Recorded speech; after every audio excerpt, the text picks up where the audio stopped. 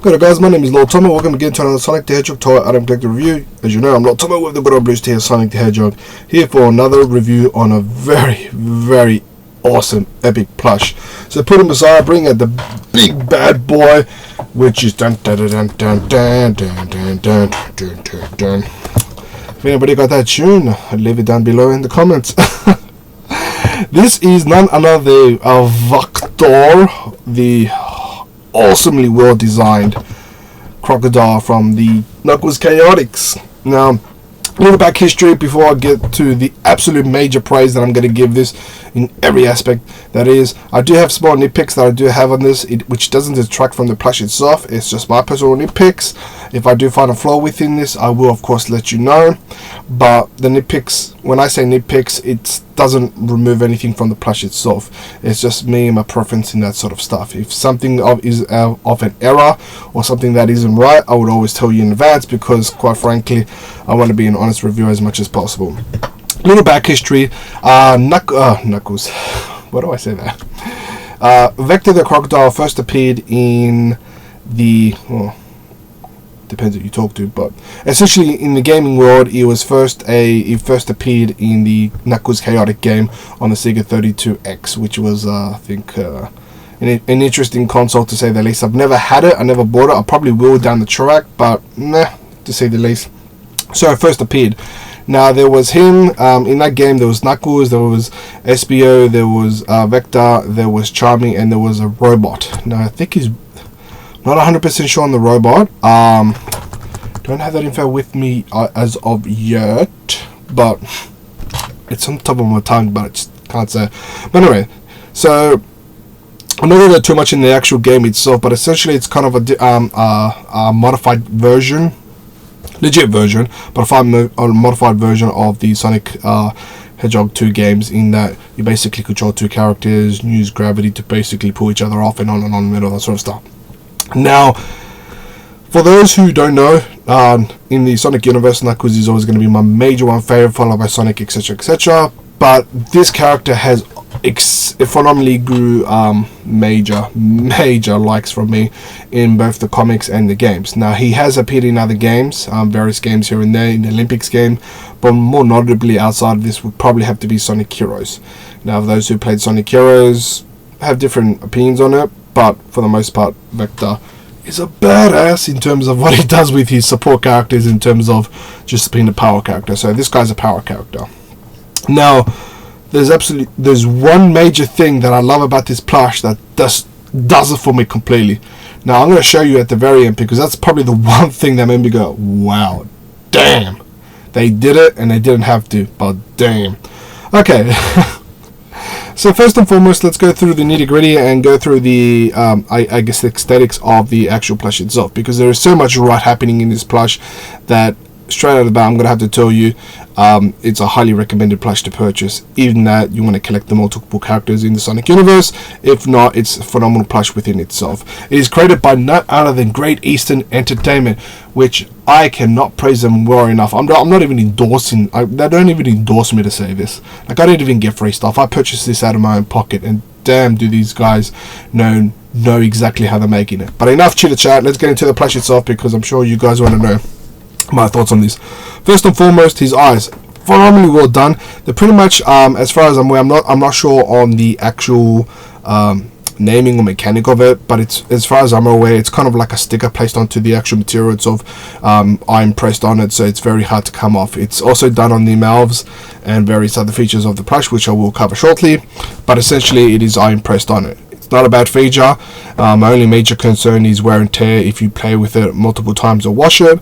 I won't. It's purely for display, but just throwing that out there for anybody who's basically just gonna pick it up for the first time and want to mess around with it or clean and whatnot. So it really depends if you want to make this into a collectible item, or just your general run of the mill having a fun plush. Either or. Now, you have his black outlining at the actual eyelids. Great attention to details, always a bonus, gotta mention that. Now, this is one of the things that, one of the various things that threw me off in a positive way. Now, the embossing or the embolding, I'm not the correct, the popping out effect, that's best way I'm going to describe it, of the actual eyelid itself. Now you can't see it from the front, but there's his actual eyes, which gives him a kind of look. But if you look around on the actual side, you can actually see his eyes pop out, which is exactly the same in that of the comic and the actual games.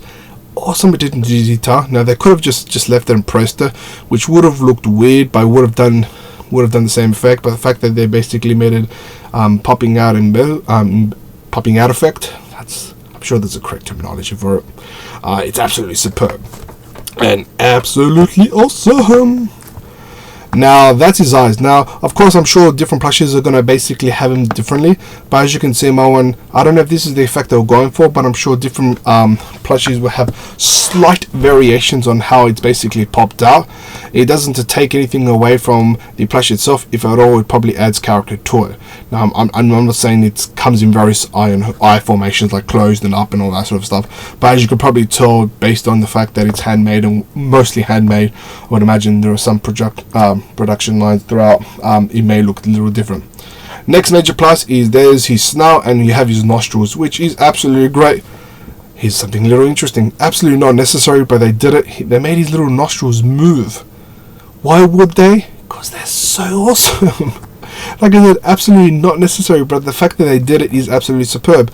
And of course you have his teeth, which goes crossways, which is quite pro to crocodiles, but you know, of course it is the actual, you know, gotta get marking, grade to the actual plush itself. Now on either side you have his mouth, which is exactly more or less the same depending on where's your source material, the game and the comic or whatnot. Great attention. Same effect used on the eyes, kind of like a stick of sorts, and pretty much iron pressed on, so we move. Of course, if you wash it too much or mess around with it and whatnot, I would imagine that it would, you know, eventually subside, but it's totally up to you in terms of how you want to do it.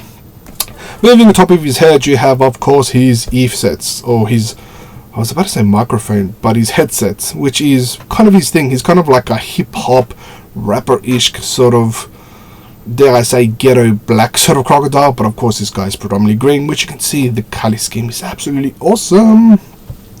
So his headsets are pretty basic in terms of its material design. It is pretty much the same popping effect. It's got a lot of stuffing in it to give that oof effect, and it's pretty much stitched on either side and not in the center to give it its to hold it staying there. Great, superb, does its thing, absolutely no criticism whatsoever. One of the major concerns when I first saw a picture was his actual change. I was like, are they going to use real change, material change, and if material, would it be cheaply designed? Like, I always kind of had a flip-flop on it. I was going to get it anyway, just wanted to know its flip-flop effect. Now, I can't say that this is kind of like a hard-esque material, kind of like, think of a normal material, which is kind of like super glued hard, but it does move. So you can see it moves, but it's very hard, it's very stable. So there's no stuffing in it. It's just kind of like a hard yellowish material, and it pretty much goes around, and it is stitched in various locations to basically hold it in. This is a personal nitpick of mine. It detects nothing away from the actual place itself. It's just my personal nitpick. I would have preferred it to be a little longer and pretty much have the ability to, if you move it, sway from left to right, kind of like kind of like the chain effect. Like I said, it doesn't take anything away from it. It's just a personal nitpick. Next, you have, of course, his stomach, which is pretty awesome, more symmetric on either side. Lion symbolizing his stomach, which is, if anybody knows anything about this character, it's exactly the same, and he goes all the way back to his bottom tail. And on his back, you have essentially the same. Of course, you have his little what do you call them? Back spikes, quills. They're not quills. I'm gonna go on back spikes. Correct me if I if you know the correct terminology. I'll probably Google it eventually after. Now, this doesn't take anything away from it. This is my personal nitpick. Like I said, absolutely takes nothing away from this. I would have preferred somehow if they were basically able to be held straight throughout. Of course, they're material. They're not stuffed internally, so they're just one material overlapped another to make a triangle. And like I said, I would have maybe preferred it to be stuffed so it holds its shape, but it doesn't. So yeah, as you can tell, it's like straight, weird looking. You know, you may apply personal pressure to basically mold it the way, but in a way it kind of adds character to it in a weird way. Like I said, personal nitpick, I would have preferred it to be completely straight, but it is what it is, and you know what, doesn't take anything away from it, and it goes all the way down. Now, both his... Okay, well stopped. Now the next feature, which I personally absolutely love, is the fact that both hands are completely different. Now they're molded the exact same way. The only major difference is the actual hands and its molding. So pretty much on either side you have shoulder pads, if you can really call it that, and his hand, which has a 90-degree angle, and of course you have his gloves, and I always call this a wristband because it's technically not part of the glove per se. So this is phenomenally well stuffed, and pretty much the material and the buckle is on the same technique that the mouth and the eyes were used, kind of like a material hard pressed iron, which is exactly the same as the other hand. The only difference is in this hand you're having basically crunch with one finger popping up. Absolutely awesome. And if you were to unstitch it, I'm sure the fingers will hold well within itself. So great hand.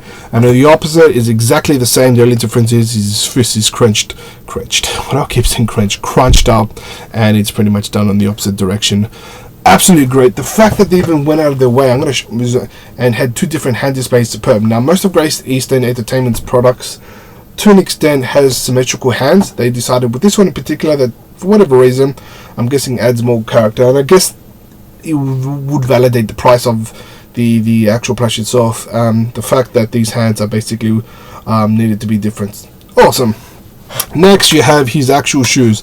Absolutely well sculptured design on his actual overall design, and that's the tongue of his shoe. And of course you have his sole. The sole is what you call it, the ankle strength of the actual shoe itself. Bonus, 100% bonus points for absolutely superb attention to detail, exactly the same on either side. Well detailed. This probably has more character than the actual shoe itself, where you basically have three colors: white, black, and of course you have the yellow.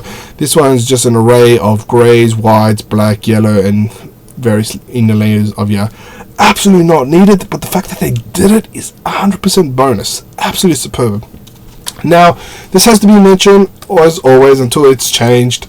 You have the hashtag or the tag of it connected to the actual tag of it, which is awesomely well placed at the bottom of the actual plush itself. So all the information and all that is placed on the bottom of the towel.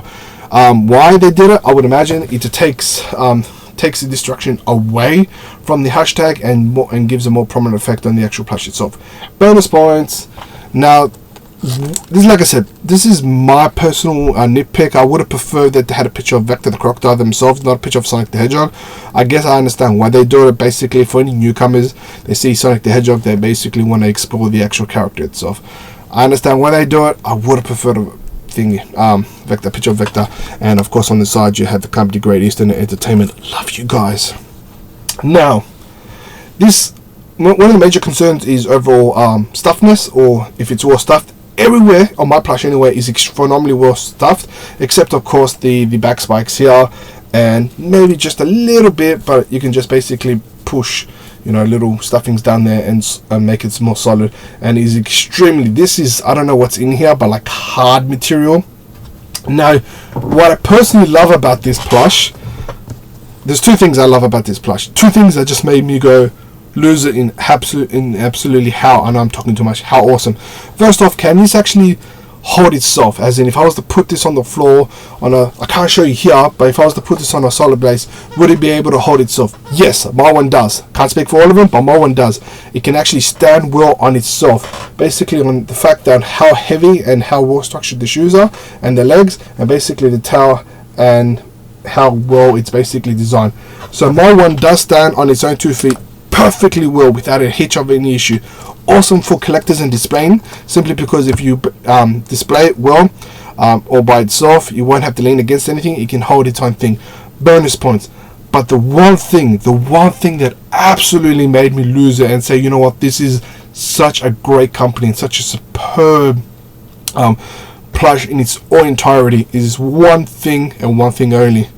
For those who know anything about Vector, Vector is the tallest amongst all the chaotics. Charmy, Vector, can't be taller than himself.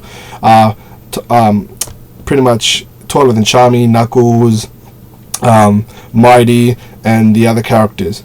Just to show you a comparison, here's Vector, and this is Espia. Vector is clearly, I'm not even holding this properly, Vector is clearly taller than Espia. The fact that they actually made an accurate size plush to that of your other plushies was the one selling, which I personally think is the one selling point that is highly valued amongst plush collectors, simply because it works well. Now, I'm going to put this guy aside. My only wish, and I really hope that they do this. My only wish is they make the other chaotics. They make, did they make a Knuckles? I think they did make a Knuckles one. I haven't reviewed it yet, or haven't bought it yet. If they make a not Vector, they remade Vector. If they made a Chummy the Bee in accurate size, so in a smaller size version, and Mighty the Armadillo and the robot as well, if they're able to do it in release it, I'm hoping they do it, and they're doing the same styling as Vector, as in how tall and how big they are. That's it. I'll praise them to the end of the world. And you know what? I kind of feel like that's the direction they're heading. I know they have announced, and I don't know when it's going to be released, the Blaze, the cat plush. I can't wait to get that, to be honest. I do have Chaos, and I do have Dr. Eggman as well.